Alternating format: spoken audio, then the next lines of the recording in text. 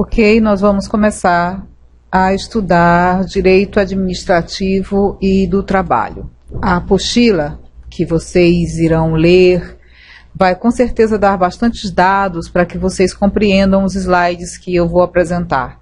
E as explicações que serão dadas também ao longo do curso irão oportunizar a vocês elementos para que vocês compreendam bem todo o conteúdo que vai ser trabalhado, que vai ser analisado ao longo desse curso, né, de Direito Administrativo e do Trabalho.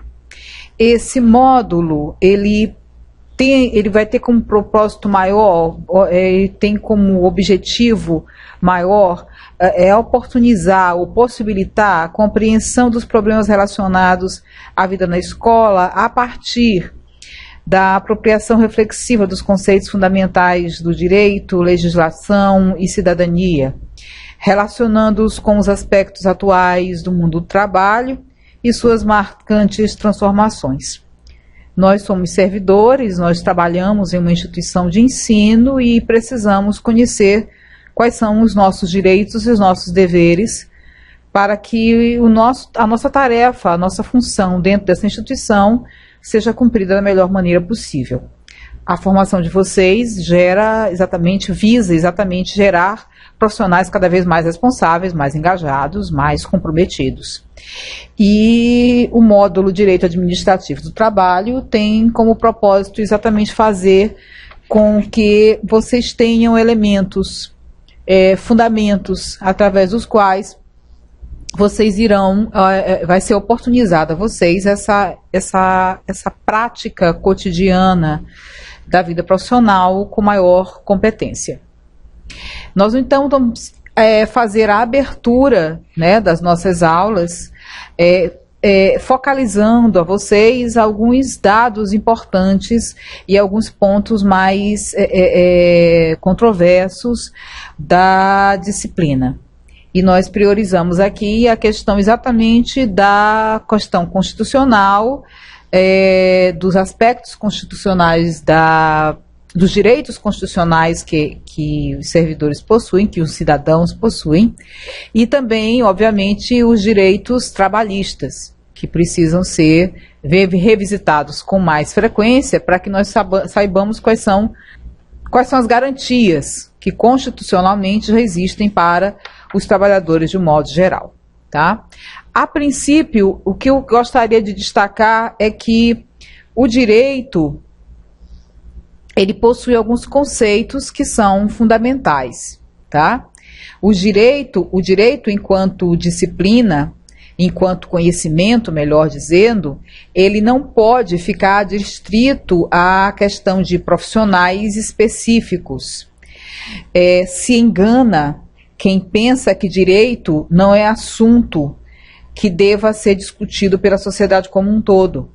O direito, na verdade, não é um assunto que deva interessar apenas advogados e juízes. A participação social mais efetiva, ela depende, tá? Ela está associada, ela está implicada com a compreensão também das normas jurídicas. Então, vocês terem o conhecimento dessas normas acaba sendo de primordial importância para que vocês possam executar e exercer a atividade de vocês com essa responsabilidade e de modo mais fundamentado. O direito, portanto, ele tem uma condição de trabalhar, de conhecer, de especificar como seriam as relações normativas dentro da sociedade, como se dá essas relações sociais dentro da sociedade e quais são os critérios, quais são as regras que precisam ser obedecidas nesse sentido. Então, as normas sociais, elas tentam estabelecer um conjunto de regras que vão ordenar essa sociedade. Os seres humanos possuem por característica a sociabilidade, mas apesar de ter essa sociabilidade como característica, também não se pode negar que existe uma certa dificuldade na convivência em sociedade. E essas dificuldades acabam sendo minimizadas através da existência das normas jurídicas, que vão ditar as regras, né, de caráter obrigatório, através dos quais a convivência humana será disciplinada. Como ser social, o homem interfere na sociedade, na vida de outros homens, provocando uma consequência e, portanto, a reação de seus semelhantes. E muitas vezes essas relações entre os homens acabam gerando conflitos, os quais levaram, portanto, à criação de regras para disciplinar o convívio desses indivíduos. As regras adotadas por um determinado grupo humano, na verdade, são frutos do consenso da maioria, e são impostas também por aqueles que estão no poder ou que têm o poder suficiente para obrigar todos a respeitá-las. Então, o direito, na verdade, se coloca como um conjunto de regras impostas ou acordadas com o objetivo de disciplinar a convivência entre as pessoas. O fato de ser o convívio social fundamental para a existência humana nos leva a concluir também que nenhuma sociedade poderia existir sem a adoção de regras do direito. Contudo, o inverso também é verdadeiro. Onde houver direito, com certeza também existirá sociedade, né? Porque vai haver a possibilidade, portanto, de disciplinamento dessas regras. Então, a norma jurídica, ela vai ter algumas características e, na verdade, essas características servem para distingui-las do que seriam as normas técnicas, das normas religiosas, né? Porque as normas jurídicas, elas acabam tendo um caráter mais obrigatório do que as outras regras que também fazem parte das relações sociais. As normas têm uma certa obrigatoriedade, que regulam as relações sociais e são também conhecidas como normas de direito ou normas jurídicas, cujos fundamentos maiores estão na própria Constituição e na existência da ciência do direito. Então, sendo o homem um ser social e só existindo direito onde há sociedade, as normas jurídicas são naturalmente regras de caráter social.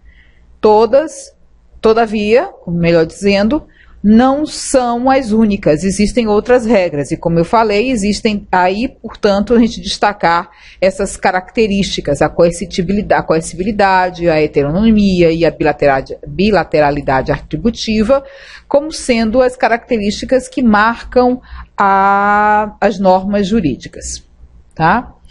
Vocês lá, com certeza, vão fazer a leitura do material e vão conhecer com mais vagar todas essas características. As normas jurídicas, elas vão se distinguir, portanto, dessas regras por terem a característica da coercibilidade. Por quê? Porque elas contam com uma força coercitiva do Estado para impor-se sobre as pessoas. O mesmo, por exemplo, não acontece com as normas que não são jurídicas. Um católico, ele pode deixar de ir à missa aos domingos. E isso não vai configurar para ele nenhum tipo de problema, nenhum tipo de constrangimento. Mas no Código Penal existem um rol de ações que precisam ser evitadas, porque caso sendo cumpridas, elas necessariamente vão ter sanções que serão impostas pelo Estado à pessoa que fizer ou que transgredir essas normas. Então, as normas jurídicas, elas têm a coercibilidade na medida em que o não cumprimento delas gera efetivamente uma consequência, e essa consequência vem sempre na forma de uma penalidade, vem sempre na forma de uma sanção. A outra característica é a característica da heteronomia, né? O que é a característica da heteronímia, né? Melhor dizendo, as normas jurídicas nos sujeitam à vontade alheia, à vontade dos que têm o poder de regular nossa conduta. Então, essa heteronímia, ela é a característica que demanda que nós estamos adstritos a uma organização social, a uma organização estatal, e nós não podemos fazer aquilo que nos bate, nos dá vontade de fazer aleatoriamente, sem levar em consideração o que é de interesse comum, o que é de interesse geral. Eu não posso me apropriar, por exemplo, de uma praça pública, porque existem regras de conduta que diz que aquele espaço ali é comum de todas as pessoas. Então eu não posso chegar e me apropriar dela. Do mesmo jeito que eu não posso invadir a casa de um vizinho meu, né? Eu não posso aprisionar uma pessoa. Enfim, eu tenho que me coadunar a certas exigências e muitas das vezes, por mais vontade que eu tenha de invadir uma praça, de invadir a casa do meu vizinho e de prender alguém, eu não posso fazer, porque quem tem que fazer isso é o Estado. Então eu tenho que me sujeitar à vontade alheia, sobretudo à vontade do Estado, que é quem representa, em última análise, todas as normas jurídicas. E a bilateralidade atributiva, que é a capacidade de atribuir a outra pessoa ou pessoa o direito de exigir o cumprimento do dever que está imposto na norma, ou seja, o direito de um dever que outro precisa cumprir. Então, se o diretor, por exemplo, de uma escola, ele aluga um ônibus, por exemplo, para uma determinada discussão com os alunos, ele contraiu, junto à empresa de transportes, uma obrigação de pagamento por serviço prestado. Ao mesmo tempo, a empresa de ônibus vai ser obrigada, por força do contrato, a responsabilizar-se junto aos contratantes. Ou seja, existe aí um dever por parte do diretor, existe um dever por parte da empresa do ônibus contratada. Além de existir de deveres, existem direitos. A escola tem o direito de exigir que o ônibus seja encaminhado até as suas dependências com as condições de segurança que foram necessárias para que a integridade dos alunos seja mantida. Do mesmo jeito, né, a empresa vai ter que cumprir com o tempo máximo, né, e fazer o trajeto que se responsabilizou em fazer para que a visita fosse efetivada. Então, os dois, tanto o diretor quanto a empresa de transporte, têm direitos e deveres, e daí a questão da bilateralidade, porque ambos vão, através do contrato, ter responsabilidades recíprocas. E vão ter essas responsabilidades recíprocas e no sentido de fazer com que tais responsabilidades venham a ser efetivadas e executadas. De onde vem o direito? Como é que surgem as normas de direito? Né? Fonte quer dizer, em sentido amplo, o lugar de onde nasceu ou de brota algo. Então, quais são as fontes do direito e das normas jurídicas? Quando você tem um direito violado, ameaçado, ou quando deseja que lhe seja declarado ou determinado um direito, uma pessoa vai ao juiz, por meio de uma ação apropriada, para que seja resolvido o seu problema. Essa ação pode ser, inclusive, contra o próprio Estado. O Estado, muitas das vezes, desrespeita os nossos direitos.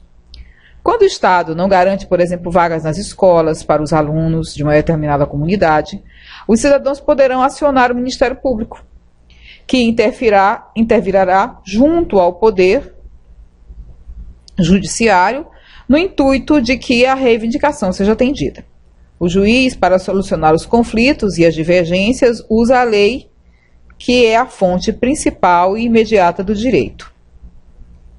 Mas suponhamos que não exista lei e o juiz reconheça que aquelas pessoas que demandaram, aquelas pessoas que entraram com a ação, elas realmente possuem um direito que ainda não foi abrigado, vamos supor assim, por um texto legal, por um texto de lei. E aí é que vem as fontes, né? Além da lei, além dos textos legais, nós podemos buscar fazer com que a justiça se efetive através de outras fontes. A analogia, por exemplo, é uma delas.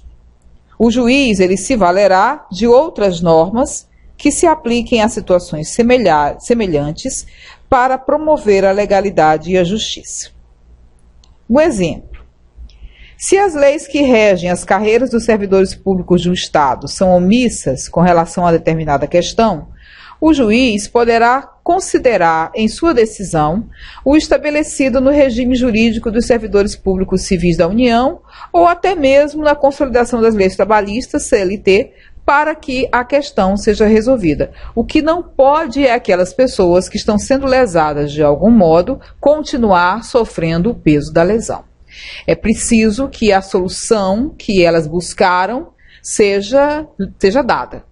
E a instituição jurídica tem a obrigação de assim agir. Uma outra fonte do direito são os costumes jurídicos. Costumes jurídicos devem ser entendidos como aquilo que não faz parte da legislação, mas que são aceitos, que são normas, que são aceitas quase que de forma espontânea pela sociedade e que se consolidam com o tempo, tornando-se praticamente, em virtude dessa repetição, desse hábito, dessa contingência, obrigatórias. Nas comunidades primitivas, o costume era a principal fonte do direito. Não existiam leis, por exemplo, escritas. As normas se fixavam pelo uso repetitivo de regras, que se transmitiam de geração para outra geração. Outra fonte do direito é a jurisprudência. A jurisprudência é um conjunto de decisões repetidas pelos tribunais sobre determinada matéria. Nós vamos ter, então, soluções que são apontadas pelos órgãos de justiça ao julgar casos ou questões judiciárias que são semelhantes e que podem servir de fundamento para a solução de pendências ou conflitos sociais. Como eu disse e repito, os conflitos não podem existir ad eterno, sob pena de colocar em risco até a existência da sociedade. Que esses conflitos venham colocar em risco a própria estrutura da sociedade. Então é preciso que se busque alternativas para que esses conflitos sejam dirimidos ou sejam solucionados. Se isso não vier através da lei, repito, vem através da analogia, ou do costume jurídico, ou da jurisprudência. Mas ainda existe uma outra fonte do direito, que é a doutrina. A doutrina, na verdade, é o produto da reflexão e das pesquisas que são desenvolvidas pelos grandes juristas. Existem pessoas do direito que pensam o direito e que fazem a relação desse direito com a sociedade, observam quando o direito não mais está sendo aplicado para o bem dessa sociedade, que essa sociedade já tem uma série de demandas e uma série de transformações que muitas das vezes não estão mais contempladas nos textos legais. Vou dar um exemplo. Muitas pessoas agora estão comprando pela internet e já existem, logicamente, normas que vêm disciplinar aquelas pessoas que, usando de má fé, utilizam desse veículo para lesar patrimonialmente determinadas pessoas. Então eu compro um produto e esse produto nunca chega. Eu pago pelo produto, o produto chega variado, ou esse produto nunca nem existiu porque a empresa era uma empresa fantasma, fictícia, que só estava usando os recursos da internet para ludibriar outras pessoas de boa fé. Então, os juristas sentaram e resolveram disciplinar essa questão, porque no Código Penal, por exemplo, não existia nada nesse sentido. O nosso Código Penal, ele é um tantinho velho, ele é de 45, então não existia internet, não existia computador quando os legisladores pensaram o Código Penal. E agora existem uma série de novidades, uma série de inovações tecnológicas que a lei precisa acompanhar. Então, os doutrinadores começam a repensar o direito, sistematizam pensamentos que podem depois ser transformados em lei, tá? Então, o entendimento comum sobre determinadas questões, construído por vários especialistas de notório saber jurídico, acabam se compondo, né? Ou contribuindo com relação à orientação de legisladores e operadores do direito, para que novas leis e novos ordenamentos venham a ser sistematizados e elaborados em prol da sociedade como um todo. Nós vamos ter dois ramos do direito, o ramo do direito privado e o ramo do direito público. O ramo do direito privado é aquele que trata das relações entre os estados e entre estados e os indivíduos. O direito público se origina sempre no poder público. Diz respeito a todos os cidadãos e deve ser obedecido por todos.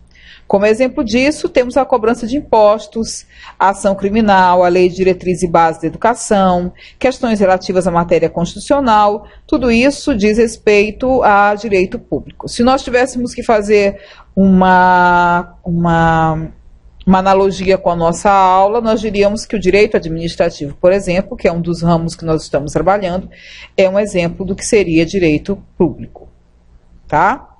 O direito privado é o ramo do direito que trata das relações entre as pessoas. Nas relações jurídicas do direito privado, o Estado pode participar como sujeito ativo ou passivo, coordenando as relações entre os partícipes. Isso porque nós vamos ter exemplos como, por exemplo, casamento, locação de bens, contratos de trabalho, cobrança de dívidas, e o Estado acaba sendo chamado a participar dessas relações. Mas aí ele passa a ser chamado só para coordenar, não? Ou homologar, porque os contratos mesmo se estabelecem entre indivíduos particulares.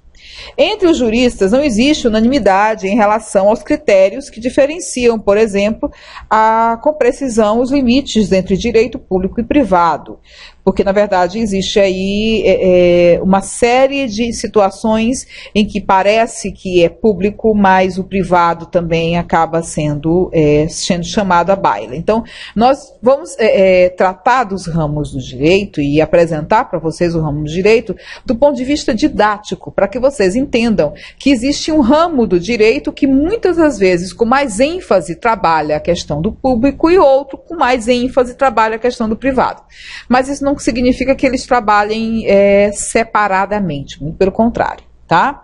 Em uma relação contratual de trabalho, por exemplo, se uma das partes se sentir prejudicada, recorrerá às instâncias do Estado, delegacias regionais do trabalho, poder judiciário, que é fonte de direito público para resolver uma questão de relações que são, na verdade, entre pessoas. Sou eu e meu patrão, né? Que, por exemplo, seria o objeto do direito privado. Mas aí nós eu tenho que buscar acionar as esferas estatais para que isso aconteça a contento e venha o meu problema a ser resolvido. O direito, portanto, garante uma participação mais efetiva nas questões que envolvem a sociedade, né? Ou seja, o direito ele existe, né, com esse propósito, com essa finalidade, com a finalidade de fazer com que as relações sociais elas se tornem menos conflituosas, elas se tornem menos problemáticas. A sociabilidade, como eu disse, é uma das principais características do indivíduo, mas não se pode negar que ela muitas das vezes acaba causando ou gerando determinados problemas, né? E aí é preciso que o direito, mais uma vez, seja chamado para resolver essas pendências. Para disciplinar a vida em sociedade, existem as normas que são jurídicas para fazer com que esses conflitos venham a ser minimizados.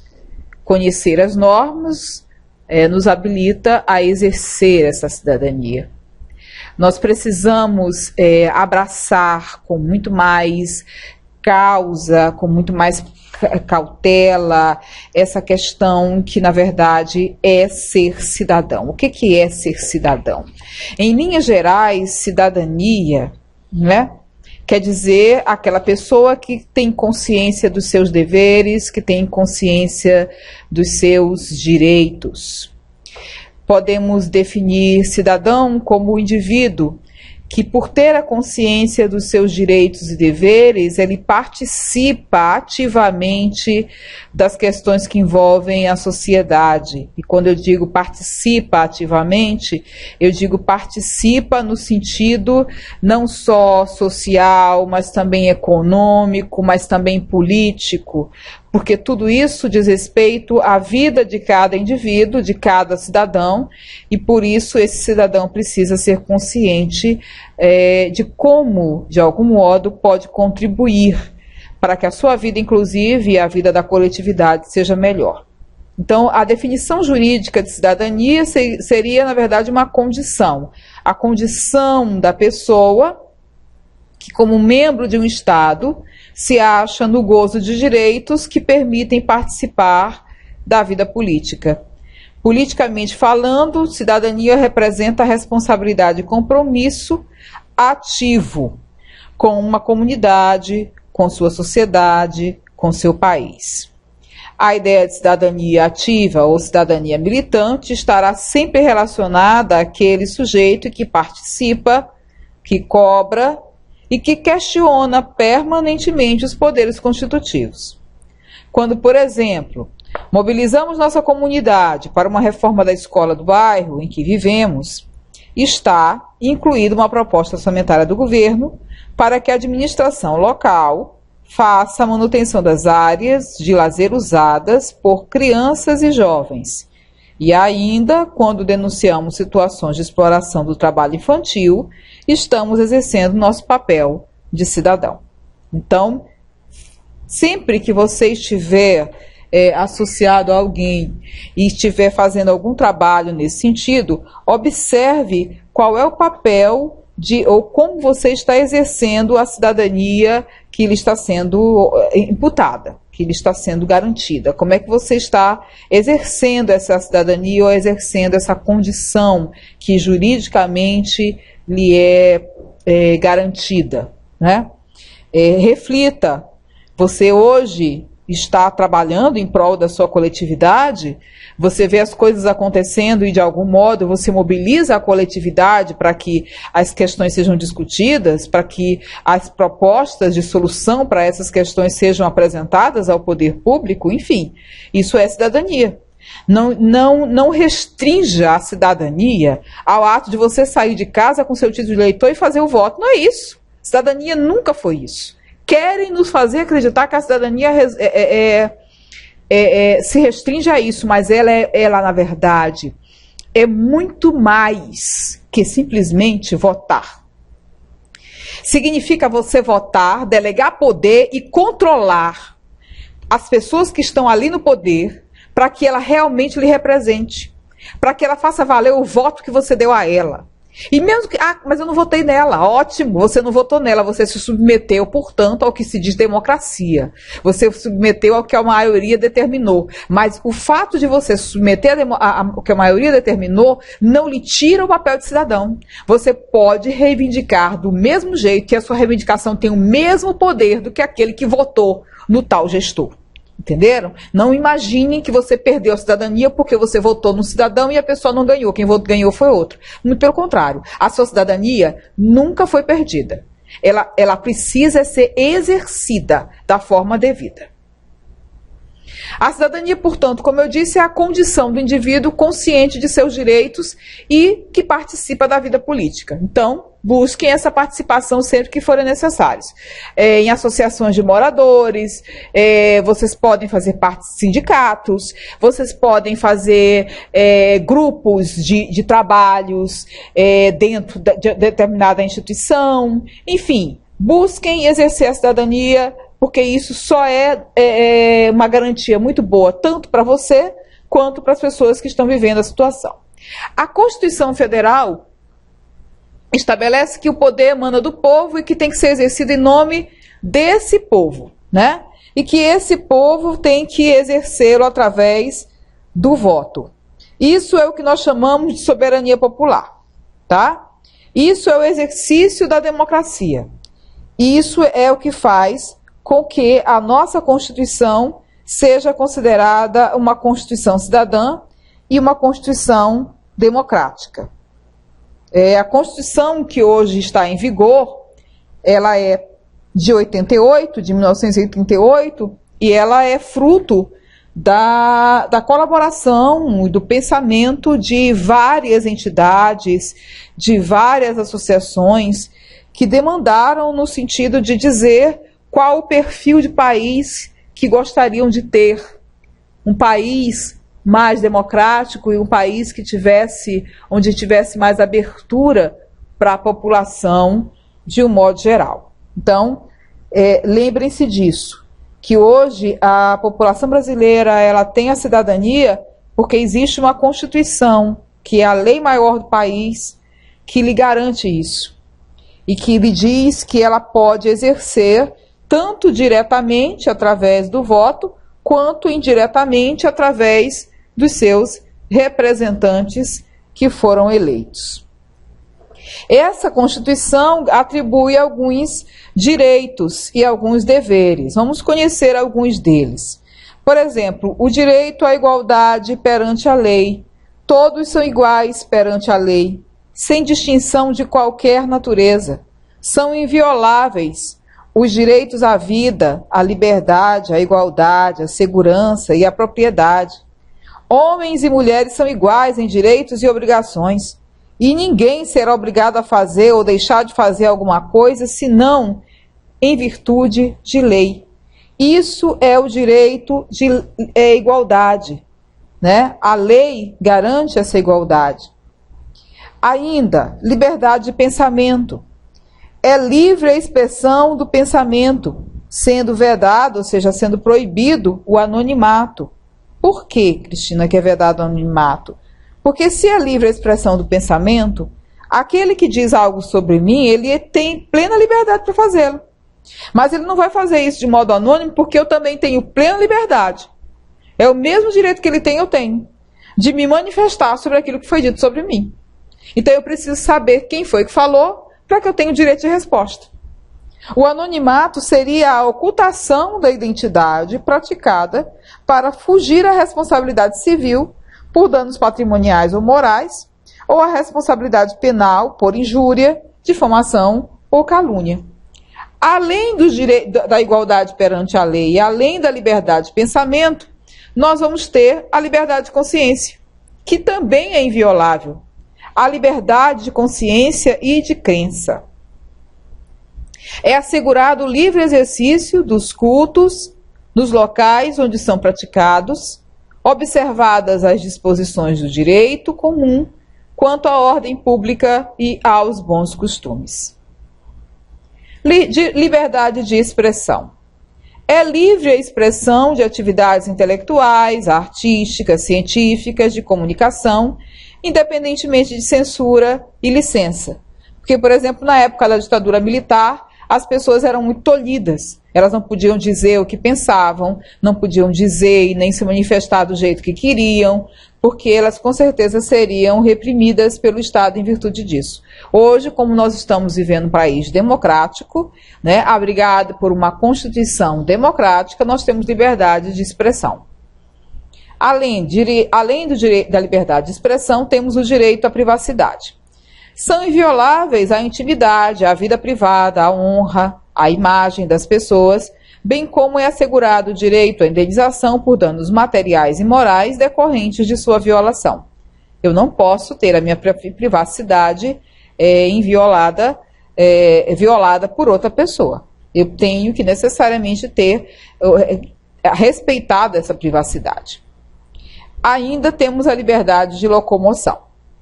O cidadão não pode ser impedido de ir e vir no território nacional em tempo de paz, podendo dele sair ou nele entrar com seus bens, observadas as atribuições tributárias e alfandegárias que possam prejudicar a economia nacional.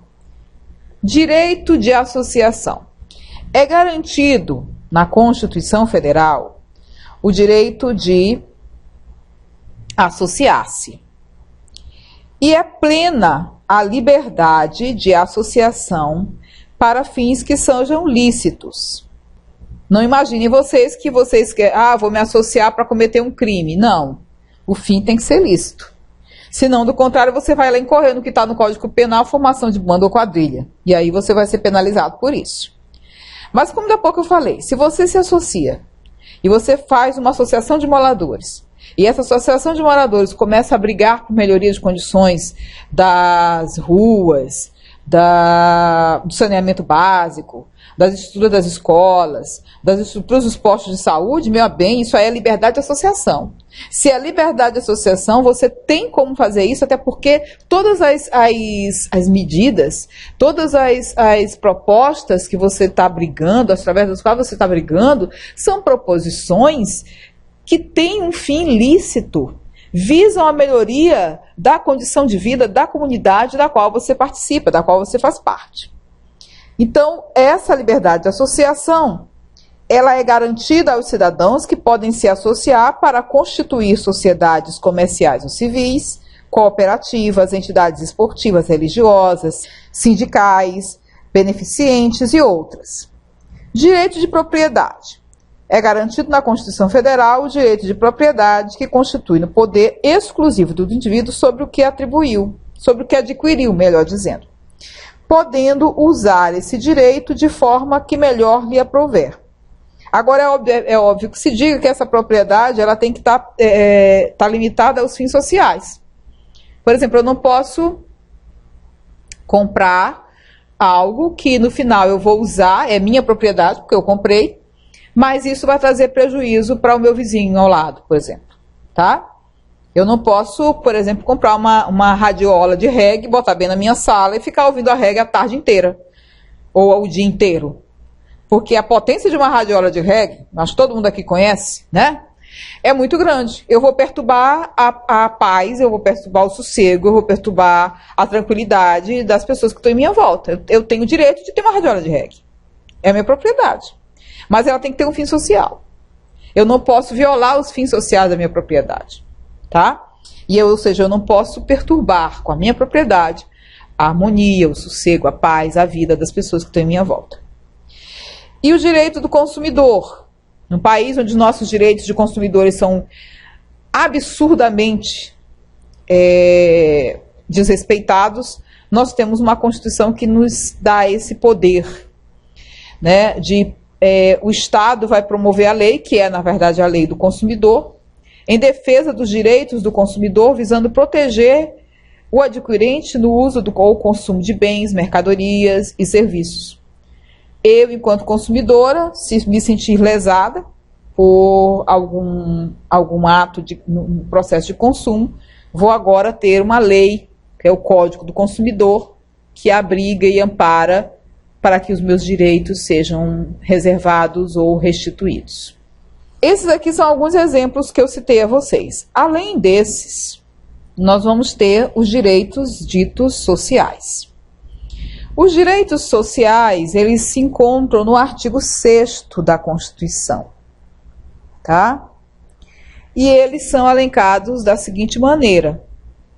No capítulo 6º, diz que a educação, no artigo 6º, melhor dizendo, do capítulo 2 da Constituição Federal, diz que são direitos sociais a educação, a saúde, o trabalho, a habitação, o lazer, a segurança, a previdência social, a proteção à maternidade, a proteção à infância e a assistência aos desamparados.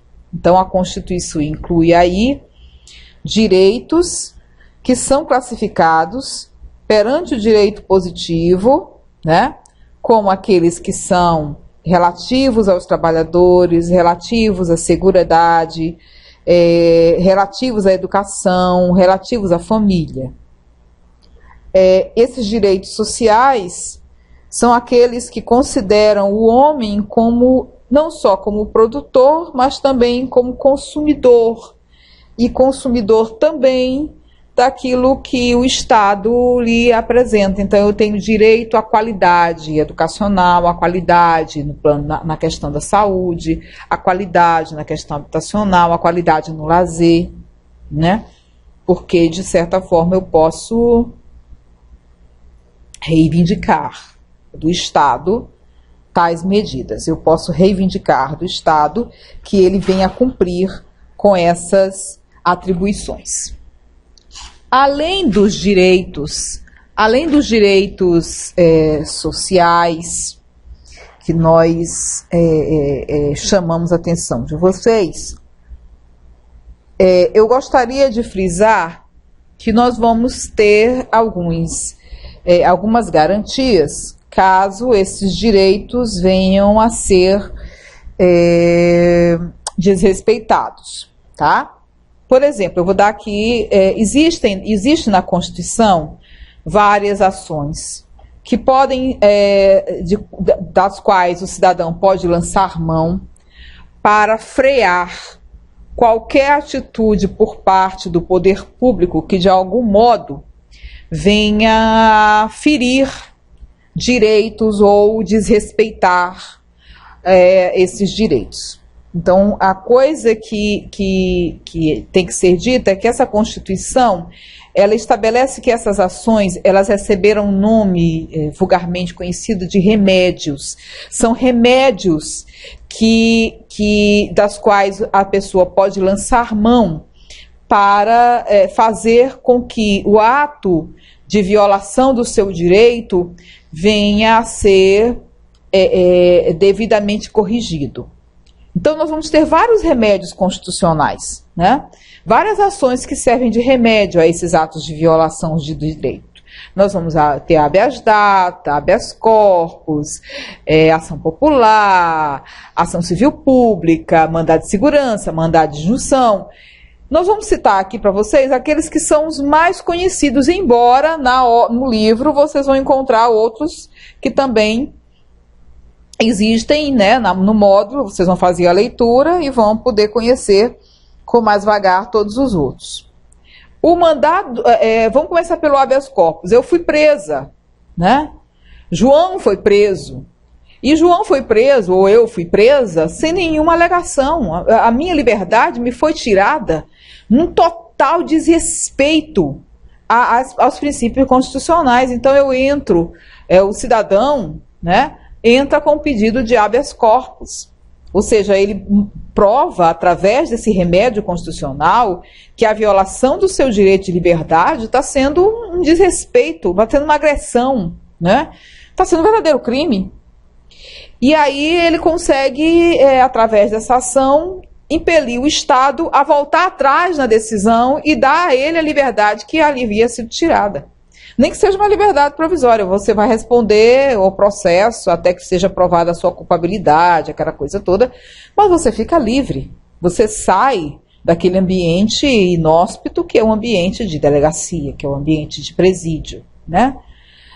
Até já tem advogados, né, como foi o exemplo. Eu não queria entrar em termos polêmicos, mas o direito é polêmico, né? A prefeita que não pôde ir para a penitenciária porque o advogado provou que ali era um ambiente insalubre. Já imaginou se isso pega, se a moda pega, né? Nós não íamos mais ter ninguém nos presídios, porque aquele ambiente é um ambiente insalubre. Agora você imagina uma pessoa que realmente não fez absolutamente nada, que não transgrediu nenhuma ordem, que não desrespeitou nada e parar no presídio. A esse sim, meu amigo, ele é merecedor de uma ação de habeas corpus, porque ele realmente está no lugar que não lhe é devido. Ele está convivendo com pessoas que têm valores, que têm comportamentos, que têm ideias completamente diferentes dele, que é uma pessoa correta, que tenta pagar os seus impostos, que tenta viver de acordo com o que está na legalidade, como é o caso da maioria de nós, né? Eu tenho absoluta certeza que você é uma pessoa cumpridora do seu dever, e se um dia você for preso, mesmo cumprindo esses seus deveres, o remédio constitucional que você vai lançar mão é exatamente o habeas corpus, na medida em que a sua liberdade está sendo tirada sem o menor propósito. Um outro remédio constitucional é o mandado de segurança.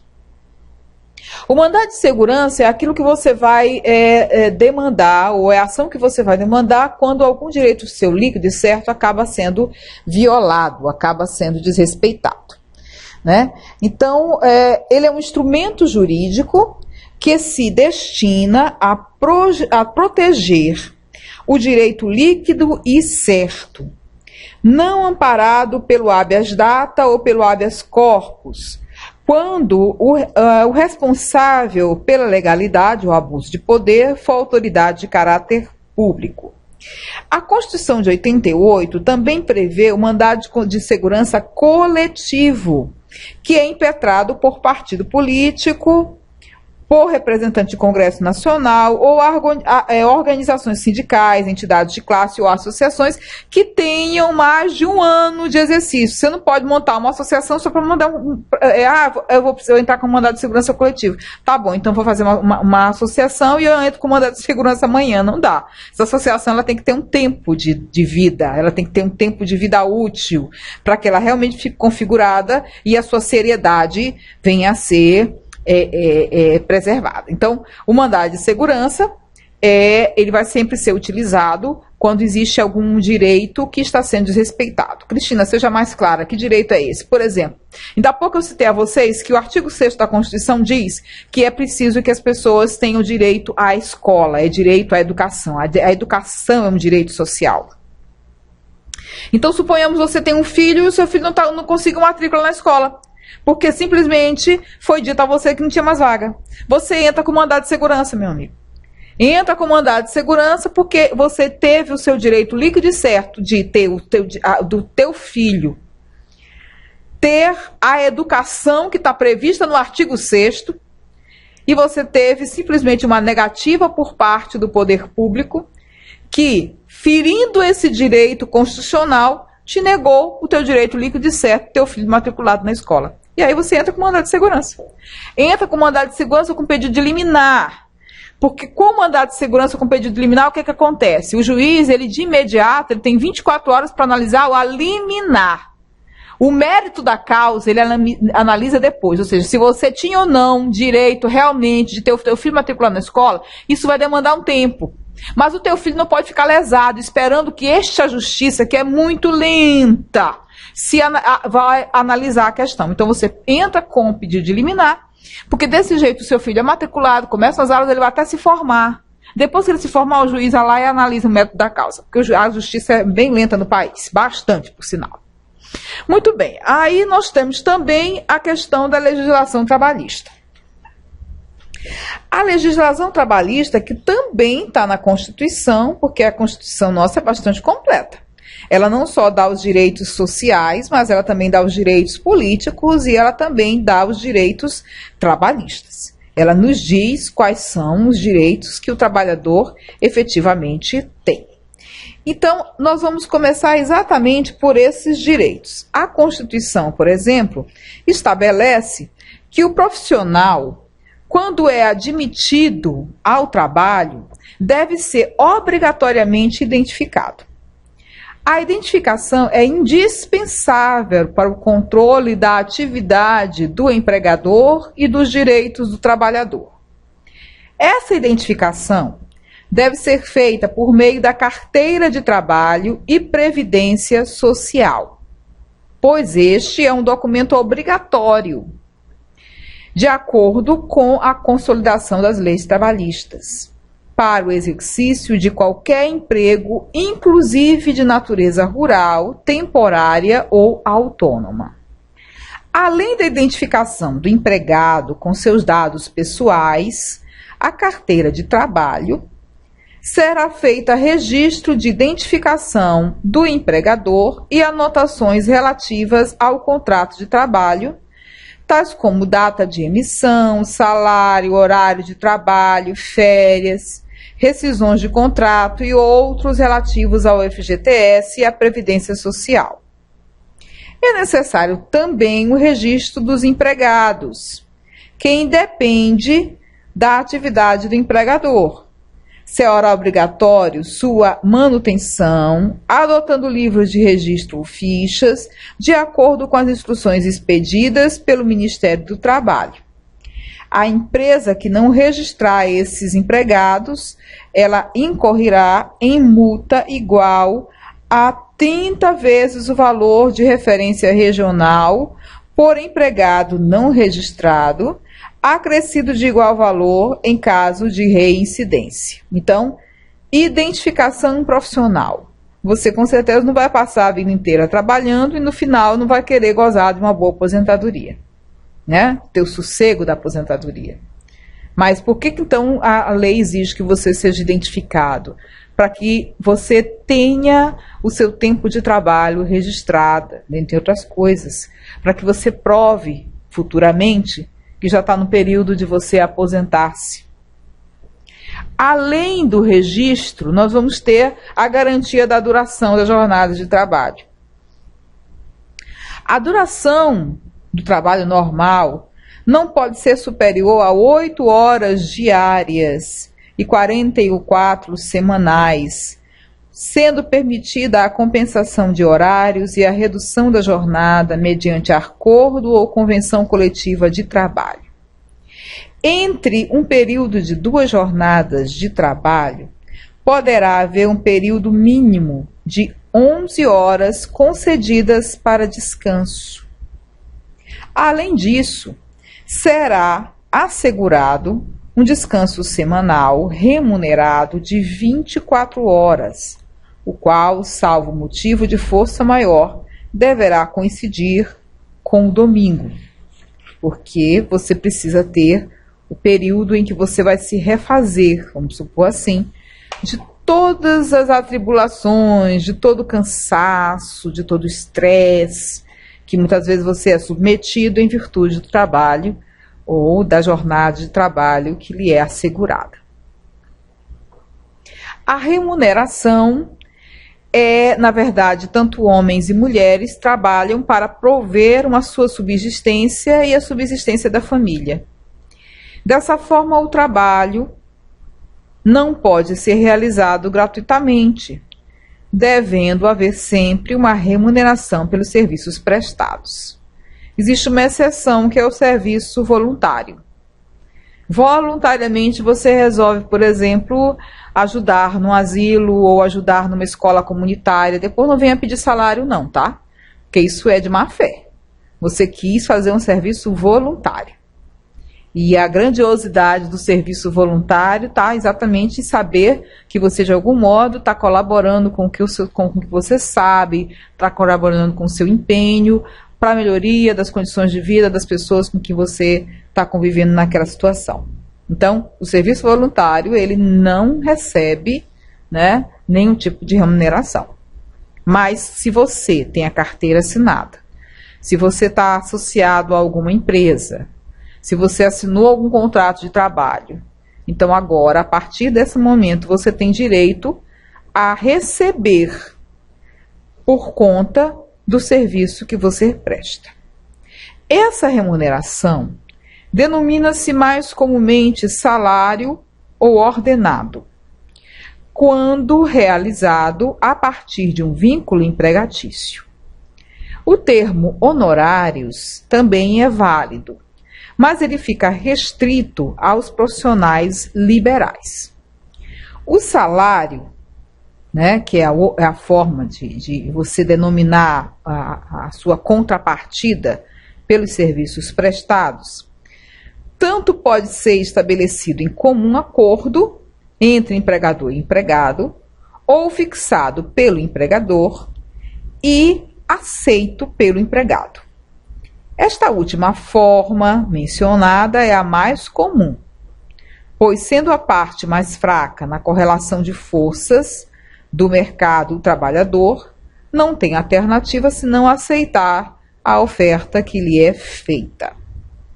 O pagamento dos serviços prestados deve se dar em dinheiro, na forma de remuneração fixa, por tarefa ou empreitada, podendo ser composta de comissões, gorjetas ou gratificações, ou ainda indiretamente por meio de transporte, moradia, alimentação, educação, assistência médica, recreação. A quantidade mínima, né, é estabelecida também por lei. Nós vamos ter o salário mínimo. Ninguém pode receber menos que isso. Nós sabemos que, lógico, isso é desrespeitado. Ainda hoje, infelizmente. Mas existe um teto, que é o salário mínimo, e esse salário mínimo, ele necessariamente deve ser reajustado periodicamente, de modo a preservar o poder aquisitivo do trabalhador. Vou dar uma concepção agora do que é o salário maternidade. Na verdade, ele é fruto de políticas de proteção do trabalho da mulher, e que consiste em proporcionar a ela um período, né, de tempo de licença, sem prejuízo do vínculo empregatício e da remuneração,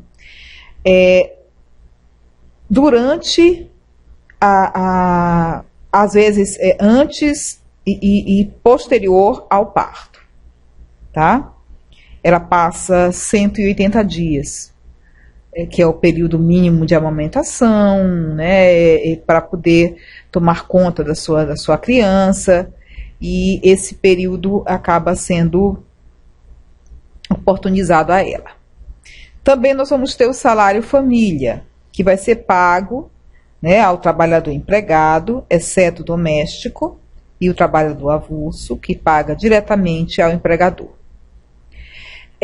Sempre que o salário família vai ser pago, você tem que fazer a comprovação de possuir filhos com idade limite de 14 anos, caso a criança seja portadora de necessidades especiais, aí não tem limite de idade.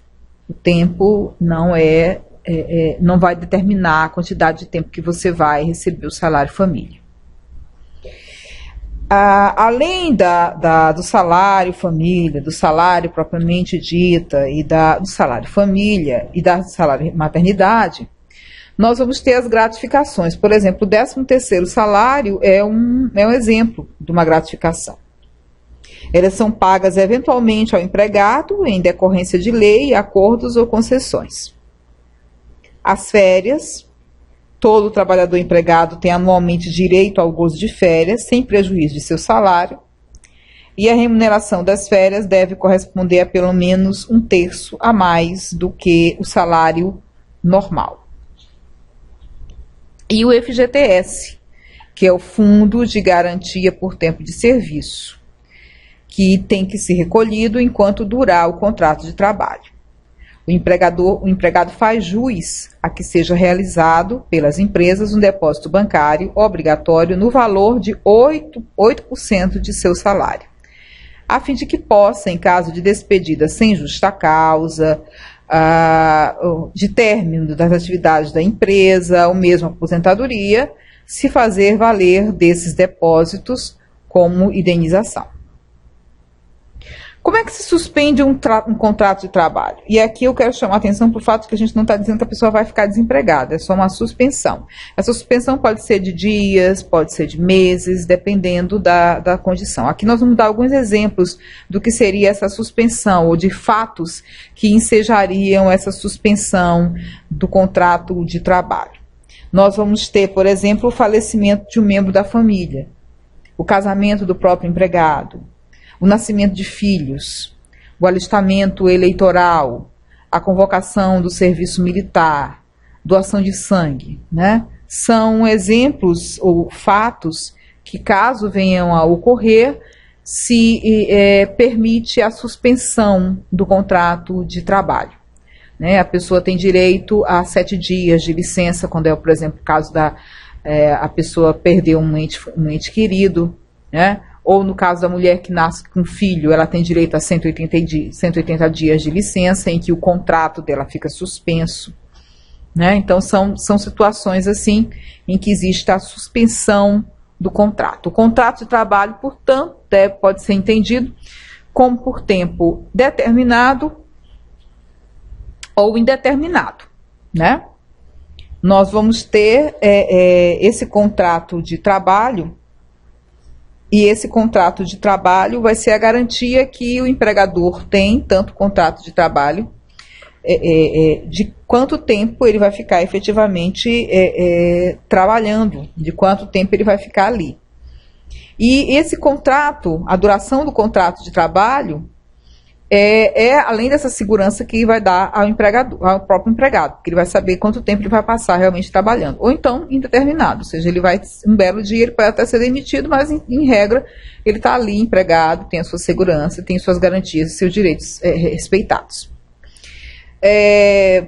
No caso do contrato por tempo indeterminado, a rescisão será unilateral, quando uma das partes tomar a iniciativa de dissolver o contrato.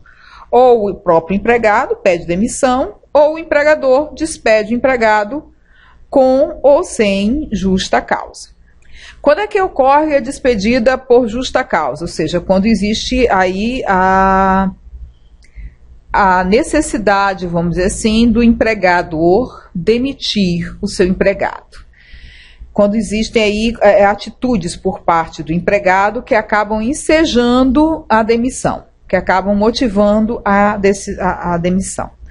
Ato de improbidade, por exemplo, desonestidade, o empregado que é desonesto, que subtrai coisas da empresa, ele pode ser demitido por justa causa.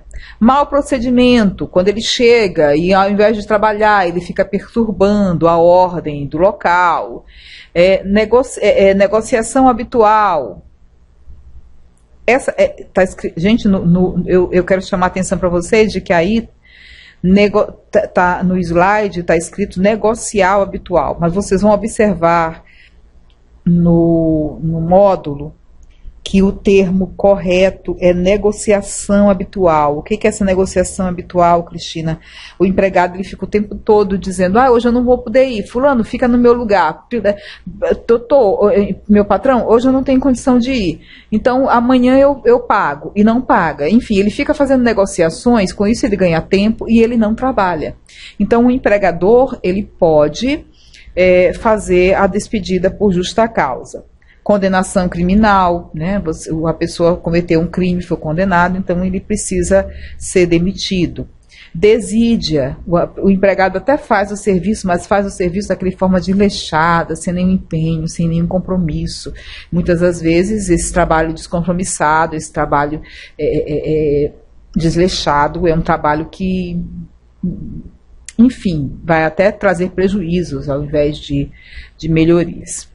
E ainda temos a indisciplina e a insubordinação, né? Porque o empregado ele pode cometer atos que podem muito bem ser configurados como sendo indisciplina ou insubordinação. Isso também enseja a demissão por justa causa. E o próprio abandono de emprego, né? O empregado simplesmente desaparece, passa 30 dias sem aparecer no serviço, né? O empregador até coloca lá no edital, convocando a presença do empregado e tudo mais, mas ele não aparece. Isso aí é configurado abandono de emprego. E aí ele pode ser demitido por justa causa. Além disso, pode ser ato lesivo à honra e à boa fama do empregador, agressão física, prática de jogos de azar, né? Tem aquelas pessoas que infelizmente são viciadas, não conseguem fazer outra coisa, elas ficam lá, né, fazendo jogos e apostando às vezes, né? Atos que atentem contra a segurança nacional. E nós temos aí o caso da embriaguez, porque vocês podem perguntar, Cristina, um empregado que tem problemas com alcoolismo, ele pode ser demitido por justa causa? Bom, até certo tempo atrás, minha gente, existia esse entendimento de que a pessoa que tinha esse problema com o álcool, ele deveria ser demitido por justa causa. Ocorre que hoje nós temos um outro entendimento, a Organização Mundial de Saúde tem um novo entendimento sobre o alcoolismo. E já ficou configurado que o alcoolismo não é uma questão de vontade, é uma doença. E é uma doença reconhecida mundialmente. As pessoas que são acometidas pelo alcoolismo, elas perdem, vamos dizer assim, o controle sobre as suas próprias ações. Então, hoje em dia, né, por conta da orientação da Organização Mundial de Saúde, a legislação ela é um pouco mais branda com relação a isso e ela acaba garantindo que a pessoa que tem problemas de alcoolismo, que tem problemas de embriaguez e que a empresa ou o empregador ficou sabendo disso após a assinatura do contrato de trabalho, ou seja, ignorava essa realidade, a empresa ela pode suspender o contrato de trabalho, ao invés de simplesmente dar a demissão, suspender para que aquele empregado faça um tratamento, né, numa entidade especializada e dependendo de como ele reage a esse tratamento, ele permanece ou não. Mas primeiro é dado uma alternativa para ele, não é feito a demissão sumária, tá? Uma outra coisa nova também com relação à questão do direito do trabalho é a questão do assédio moral. O assédio moral ele tem sido visto nos últimos anos como uma questão que passou a fazer parte do cotidiano das discussões trabalhistas. Não é um problema que, vamos dizer, que não existe há tempos, mas que só recentemente passou a ser preocupação, passou a ser um problema com o qual as pessoas começaram a analisar, começaram a se preocupar. Ele pode ser definido como sendo a prática de violência psicológica contra o empregado, né? Alguns exemplos que configuram assédio moral são, por exemplo, expor o funcionário a situações humilhantes, exigir que ele cumpra metas inatingíveis, delegar cada vez mais tarefas alegando incapacidade do trabalhador, negar, folgar e emendar de feriado, quando outros empregados são dispensados, agir com rigor excessivo e reclamar dos problemas de saúde do funcionário, porque todo mundo é passível disso, né? É importante, no entanto, diferenciar ocorrências comuns nas relações de trabalho, como a bronca eventual do chefe ou mesmo a necessidade de se trabalhar além do horário, das situações que caracterizam a assédio moral. Se constantemente a pessoa sofre humilhações ou é explorada, aí sim temos o assédio moral. Como é que se dá o desligamento do empregado? O desligamento do empregado, via de regra, né, sem justa causa, obviamente, ele se dá com a assinatura do aviso prévio. O que é o aviso prévio, né? O aviso prévio garante, no caso, que se possa contar, a partir dali, os dias em que você vai receber o desligamento do processo de trabalho, né, do contrato de trabalho.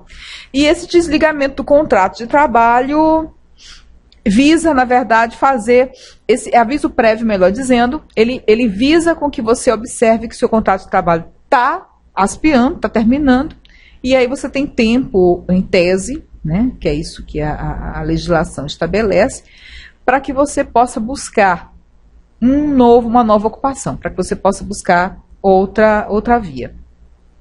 Então, o objetivo do aviso prévio não é outro senão o de que as partes possam ficar cientes da situação, né?